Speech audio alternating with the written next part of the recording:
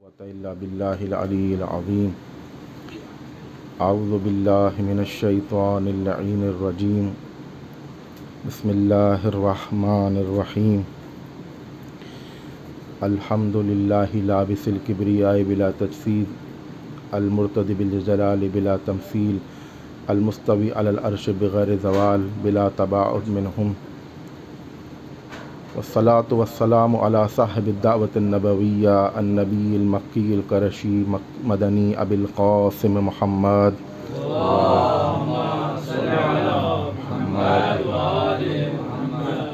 व अहले बैतिही तय्यबीन अत्ताहिरीन अल-मासूमीन अल-मुंतखबीन अल-मुंतजबीन व लअनतुल्लाहि अला आदाइहिम मिन यौमिना इला क़ियाम यौमिद्दीन। अम्मा बाद फ़क़द क़ाल अल्लाहु सुब्हानहु व तआला फ़ी क़ुरानिल मजीद। बिस्मिल्लाहिर रहमानिर रहीम। अर्रहमान अल्लमल क़ुरआन ख़लक़ल इंसान अल्लमहुल बयान। सलवात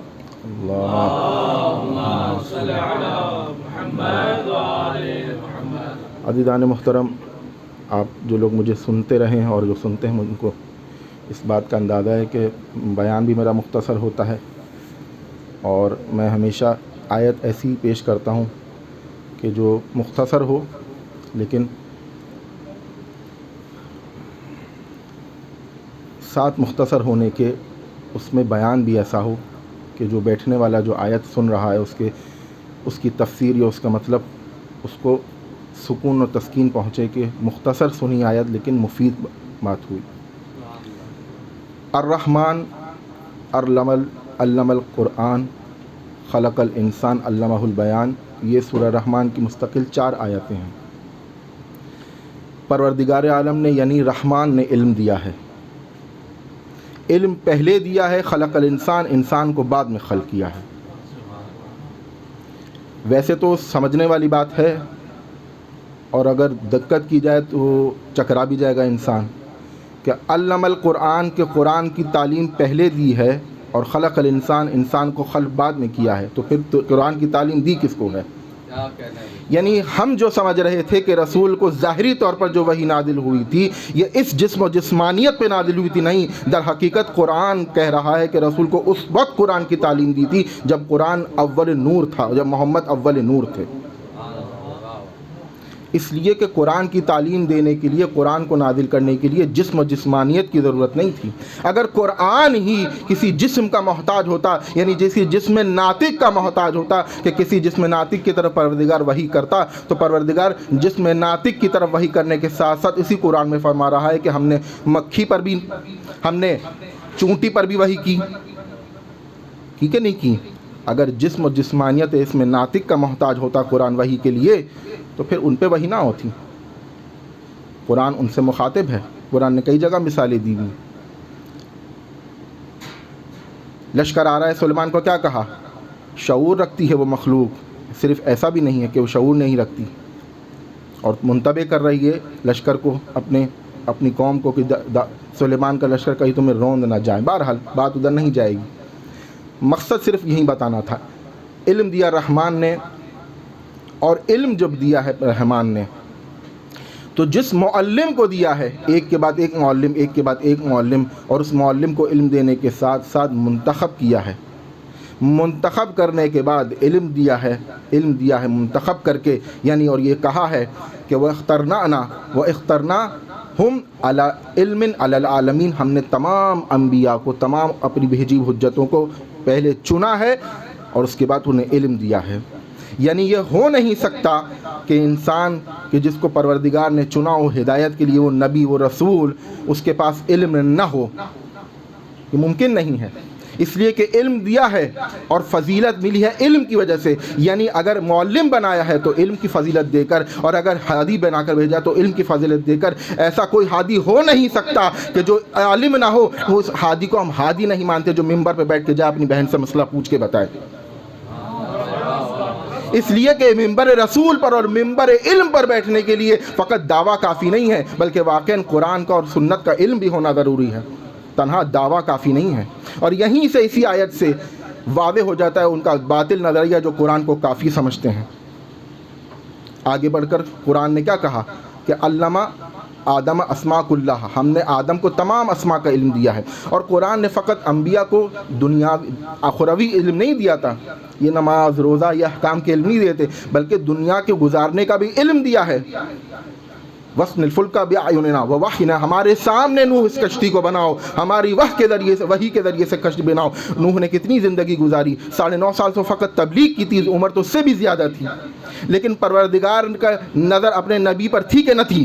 भाई थी, लेकिन हर नज़र के काबिल न थी। लेकिन ये हिदायत की कश्ती बनाने के लिए परवरदिगार ने ख़ास खुद नूह को वही की कि देखो नूह, हमारे सामने कश्ती बनाना, हमारी तालीम करदा इल्म के ज़रिए से, हमारी वही के ज़रिए कश्ती बनाना, इसलिए कि नूह इस कश्ती में तुम्हें भी सवार होना है। नूह जब कश्ती लेके गए थे तो हाथों में कश्ती उठा के लेके नहीं गए थे, खुद कश्ती में भी सवार थे। वो कश्ती जो वह के ज़रिए से बनी थी, वो कश्ती नूह की नजात का भी सबब थी। इसीलिए मेरे रसूल ने कहा मसलो अहले बैत का फी सफीनत नूह, मेरे अहले बैत की मिसाल सफीना नूह की मिसाल है। जो उसमें सवार होगा वो निजात पाएगा, जो उससे मुँह मोड़ेगा वो गर्क हो जाएगा। क्यों? इसलिए कि नूह की कश्ती ने नूह को नजात दी थी, और ये अहले बैत वो कश्ती है कि जिनको तमाम उम्मतों को नजात देना है। बस शर्त यह है कि उसमें सवार हो। इल्म दिया है नूह को, दुनियावी इल्म है ना कश्ती बनाना। और फिर दाऊद के लिए वल्लमनाहु सनअत लबूसिन लितुहसिनकुम मिन बासिकुम, हमने ज़रा बनाने का इल्म दाऊद को दिया। जंगसाजी में जितने आलात इस्तेमाल होते हैं, लेकिन उससे पहले लोहे को पिघलाने का भी इल्म दिया है। यानी अजीब बात है कि दाऊद को तो लोहे का पिघलाने का इल्म दिया कि लोहा पिघलाएं, उसके बाद जाके तलवार और ज़रा बनाएं। वो अली और शख्सियत थे जिनके लिए कहा अंज़लनल हदीदा, हमने आसमान से अली के लिए तो जुल्फ़िकार को नाजिल किया है। दाऊद लोहा से पिघला कर तलवार बनाएंगे बाद में, लेकिन अली के लिए तलवार आएगी आसमान से। और ये रिवायत जो मैं आपके सामने पेश कर रहा हूँ, ये हमारे दरमियान और उनके दरमियान मुत्तफ़िक रिवायत है कि जब ये तलवार आई थी तो हदीस रसूल है कि वो अनज़ल ज़ुल्फ़िकार मिनस समाए, ज़ुल्फ़िकार नाजिल हुई थी आसमान से, अला रसूल अला नबी, नबी के ऊपर, फ़अताहु अलियन, तो नबी ने उस ज़ुल्फ़िकार को अली को अता किया था। होता ना कोई ऐसा बहादुर कि जिसके लिए ज़ुल्फ़िकार आती, कोई मदद आती, कोई तिनका आ जाता, कोई चीज़ आती, नहीं, कोई ना था ऐसा अली के अलावा। आगे चलते हम, ये था इल्म का, अभी इल्म का ही मर्तबा है, इल्म का बयान हो रहा है। ईसा ने मांगा रब्बि इश्रह ली सदरी वयस्सिर ली अमरी वहलुल उक़दतम मिन लिसानी यफ़क़हू क़ौली, इतनी दुआएं की, ये मांग ये कर, मेरी ज़बान की गिरह को खोल दे। तो क्या कहा परवरदिगार ने? ऊतीता या मूसा सुअलका या मूसा, जो तूने मांगा हमने सब दिया मूसा तुम्हें। ईसा बचपन के अंदर कह रहे हैं कि मुझे नबी बना के भेजा है।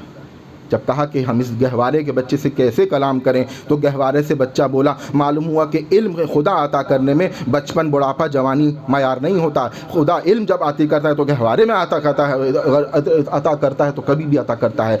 बात सिर्फ इतनी सी है कि खुदा ने अपने अम्बिया को इल्म देकर भेजा है, इल्म जैसी फजीलत और इल्म जैसी नेमत और इस दौलत को देकर भेजा है। तो कैसे मुमकिन है कि आदम से लेकर ईसा तक को तो खुदा ने नबी को इल्म दिया, लेकिन अपने ख़ातम से इल्म से गाफिल रह गया? मुझे नहीं मालूम कि इल्म दिया कि नहीं दिया, और मुझे ये भी नहीं पता कि इल्म कब दिया, लेकिन मेरे रसूल ने सिर्फ इतना कहा, ये कुरान कह रहा है कि हमने इल्म दिया है। और अब मेरा रसूल कह रहा है मस्जिद नबवी में अपने असहाब के दरमियान बैठा हुआ कि कुन्तु नबिय्यन व आदम बैनल माए व तीन, मैं तब भी नबी था कि जब आदम मट्टी और पानी के दरमियान थे। मेरा मौला मुस्कुराता हुआ मदीने की मस्जिद में दाखिल होते हुए कहा वो कुन्तु वलियन व आदम बैनल माए व तीन, ए रसूल अगर आप नबी थे जब आदम मट्टी और पानी के दरमियान थे, तो मैं वली था जब आदम मट्टी और पानी के दरमियान थे। यानी मेरा नबी जब नबी था तब से कुरान का इल्म था, और मेरा अली जब से वसी था तब कुरान का इल्म आलिम था। तो कुरान फ़कत और फ़कत हमें मुहकम व मुतशाबिह, नासिख व मनसूख की बात नहीं कर रहा है। ये तो बहुत दूर की बातें हैं जो अहले बैत समझेंगे कि असल हकीकत कुरान की क्या है। लेकिन कुरान का चैलेंज आज भी मौजूद है।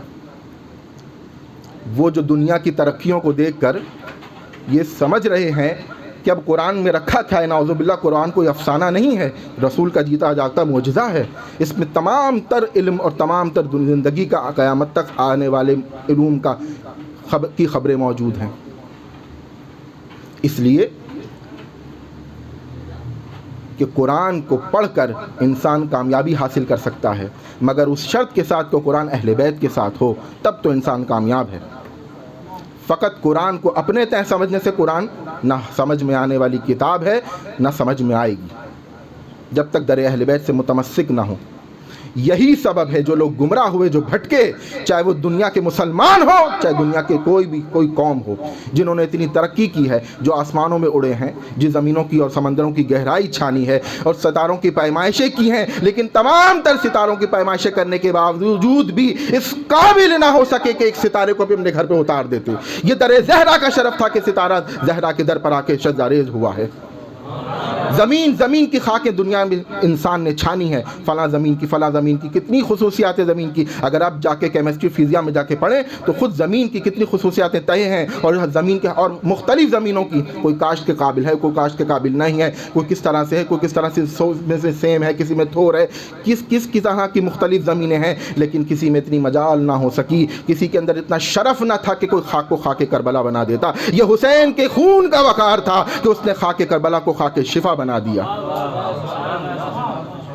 ये अहले बैत हैं और ये कुरान है। और अब कुरान का चैलेंज सिर्फ आयत, वक्त मुझे मालूम है बहुत तेज़ी से जा रहा है, सूरह हज की आखिरी आयतों में से आयत है, या अय्युहन्नास ज़ुरिब मसलुन फस्तमिऊ लह। कुरान कितनी दिक्कत से बात कर रहा है इंसानों को। एक मरतबा इंसान होता है कि मानता नहीं है, चलो मानता नहीं है, लेकिन कुरान कह रहा है सुन तो लो, फस्तमिऊ लह, पहले सुनो तो सही। इनकार की मंजिल तो बाद में आएगी, पहले सुन तो लो कि मैं कहना क्या चाह रहा हूँ। इन्नल्लज़ीना तदऊना मिन दूनिल्लाहि, जो लोग खुदा के रास्ते के अलावा दूसरा रास्ता इख्तियार करते हैं, लन यख्लुक़ु ज़ुबाबा, मक्खी तक को खल्क नहीं कर सकते, लौ इज्तमऊ लह, अगर तमाम की तमाम इंसानियत जमा हो जाए, तमाम मखलूक जमा हो जाए, एक मक्खी को भी खल्क नहीं कर सकते। व इन यसलिबहुमुज़ ज़ुबाबा शैअन, अगर कोई शय तुम्हारे दस्तरखान पे से उठा कर ले जाइए मक्खी, तुम्हारे अंदर इतनी ताकत नहीं है कि तुम उसको छीन सको उससे। ज़ऊफ़ तालिब वल मतलूब, तालिब भी कमज़ोर है, मतलूब भी कमज़ोर है। ये इतनी अकड़ कर चलने वाले ज़मीन पर इतनी बेहतरीन सनतें और इतनी बेहतरीन तरक्कियाँ देने वाले इंसानों को और इतनी खदमत का दावा करने वाले, उसके बावजूद परवरदिगार इनको कमज़ोर कह रहा है। वो मक्खी तो है ही कमज़ोर, लेकिन वो मक्खी फ़कत सिर्फ कमज़ोर नहीं है, ऐसा भी नहीं कि कमज़ोर है, मिसाल देने के लिए समझाया है। आँख रखती है कि नहीं रखती है, शऊर रखती है कि नहीं रखती है, कहाँ बैठना है कहाँ नहीं बैठना है, तौलीद नस्ल की उसके अंदर ख्वाहिश है कि नहीं है, नस्ल भी परवान चढ़ाती है, गर्मी सर्दी जगह हर चीज़ को जानती है कि नहीं जानती है। मक्खी है, लेकिन परवरदिगार उसको कमज़ोर कह रहा है, और उसके मुकाबले में जो मतलूब है वो भी कमज़ोर है। ये कुरान का दावा है, ये कुरान का चैलेंज है कि तुम एक मक्खी नहीं बना सकते। ये तो इल्म बोल रहा है कुरान का, और अब कूफे के मिंबर पर आलिम कुरान बोल रहा है कि लैसा फना और दुनिया, कि दुनिया का फ़ना हो जाना, बादा इब्तिदाइहा, उसकी खिलकत के बाद, यानी जब क़यामत आ जाए, दुनिया ना रहे, सब कुछ ख़त्म हो जाए।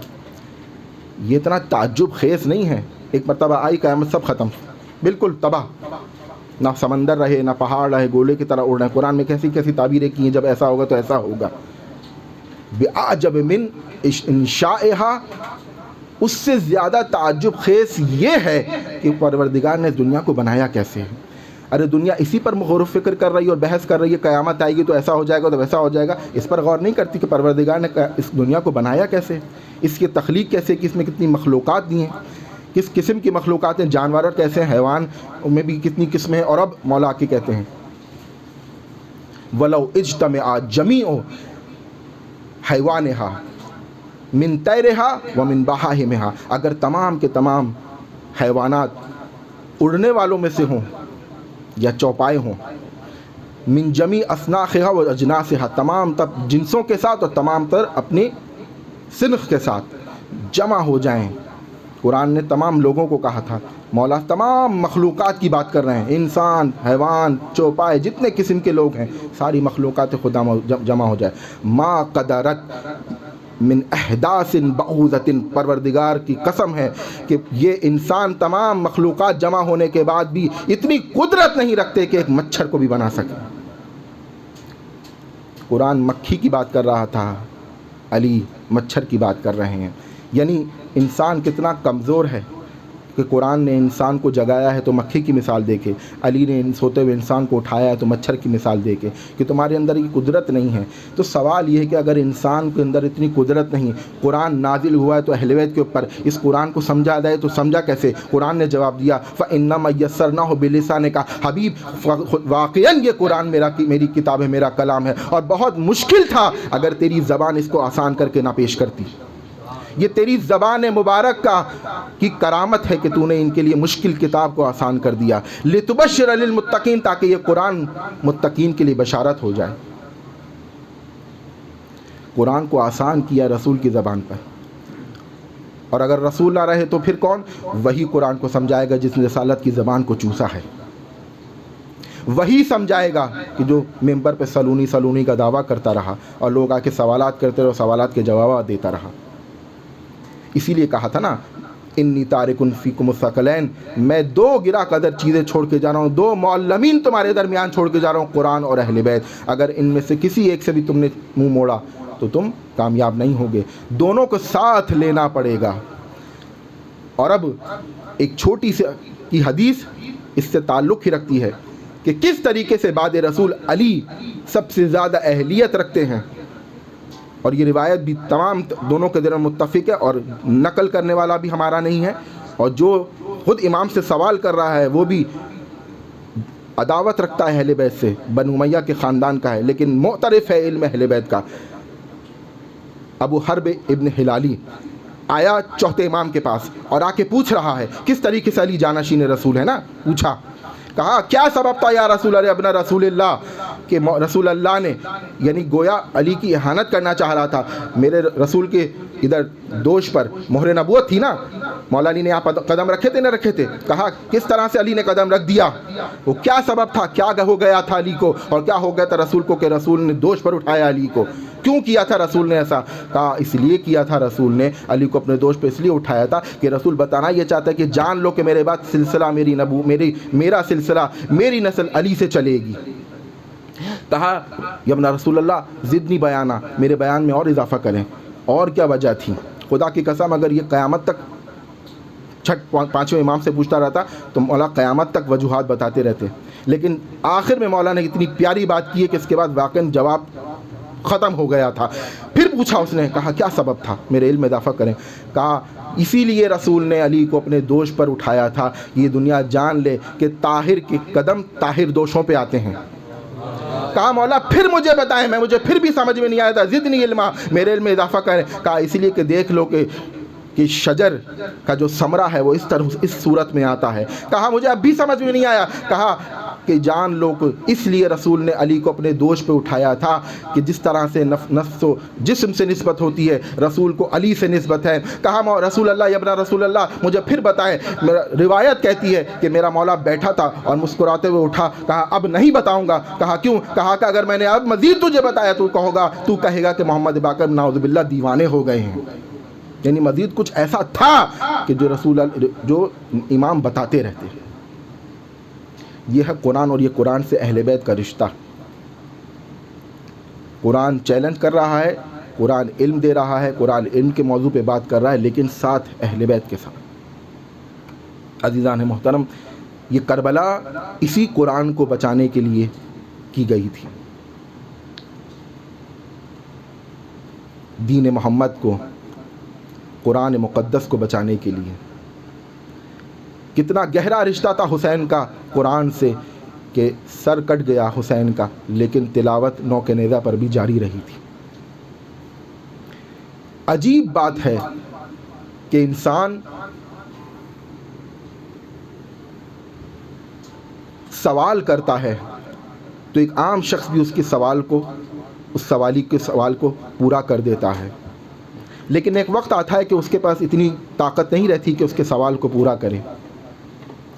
लेकिन यह घराना ऐसा रहा है कि जब भी किसी ने सवाल किया, इनसे ने कभी किसी सवाली को खाली हाथ नहीं लौटाया। वो ही सवाली, वही घराना, उसी घराने का हुसैन करबला में आशूर के दिन अपने बच्चे असगर के लिए चंद बूंद पानी का सवाल कर रहा है। तुम रोज़े से हो, तुम्हारे रोज़े तमाम हुए, तुम्हारे खुदा रोज़े कबूल करे, तुम्हारी प्यास की शिद्दत तुम्हें महसूस करने पे शायद मजबूर कर दे। उस कैफियत को कि किस तरीके से हुसैन की कैफियत थी मुझे नहीं मालूम कि हुसैन कितने प्यासे थे, लेकिन अली असगर की प्यास से अंदाज़ा होता है कि वाक़ई हुसैन की प्यास कितनी शदीद होगी कि अब जब बच्चे के लिए भी पानी ना रहा और हुसैन अबा के दामन में असगर को छुपा के ले आए हैं, माँ से कह के रुबाब ज़रा मैं इसको ले जाऊँ, शायद कि रबाब इसके लिए पानी की सबील करूँ।